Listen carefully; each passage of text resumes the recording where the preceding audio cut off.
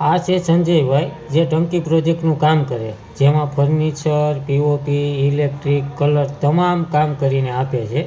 આપણે એની પાસે એક કબાટ મને અલગ ડિટેલમાં બનાવવા આપ્યો છે, આપણે એની પૂછી જોઈએ. આપણે જે રેગ્યુલર કબાટ બનાવીએ ને એની કરતાં અલગ.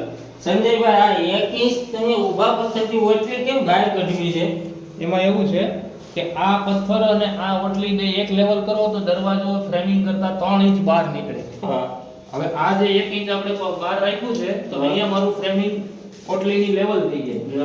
તો ખાલી દરવાજા જેટલું જ બહાર નીકળે. ઓકે. ઓલું 3 ઇંચ બહાર નીકળે, જોવામાં સારું ના લાગે, પગમાં વાગે, હાલવા ચાલવામાં. આ ખાલી દરવાજા જેટલું જ બહાર નીકળે.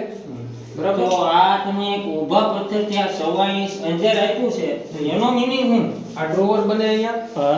લોકની ચાવી ને એ બધું આવે, હેન્ડલ આવે. હા. તો એ દરવાજામાં નડે ને. હા. એટલા માટે આપણે આને 1.25 ઇંચ અંદર રાખ્યું છે.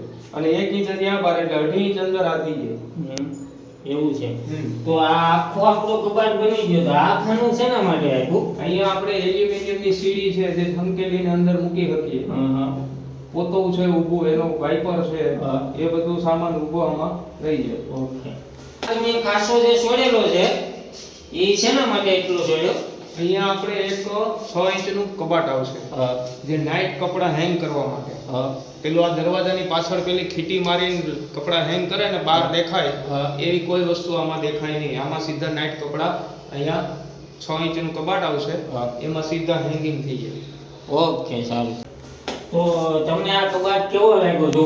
અને તમારે પણ આ નવી ડિટેલમાં કબાટ છે, તો તમારે પણ આવો કબાટ બનાવવો હોય તો આપણે જે સંજયભાઈ છે, ટંકી પ્રોજેક્ટનું કામ કરે, ફર્નિચર, કલરનું તમામ કામ એ કરે છે.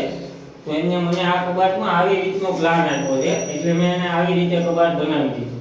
આપણે આ છે ને સ્ટોર રૂમ કબાટ બનાવ્યો છે. તો આ સ્ટોર રૂમ કબાટ પણ એ રીતે જ બનાવ્યો છે આ સંજયભાઈ. આ સ્ટોર રૂમના કબાટની આપણે એમની પાસે ખાસિયત પૂછી લઈએ કે આમાં શું શું તમે ઓપરેટ કરવાના છો. તો સંજયભાઈ, આ કલાખાનાની ડિટેલ આપશો તમે મને?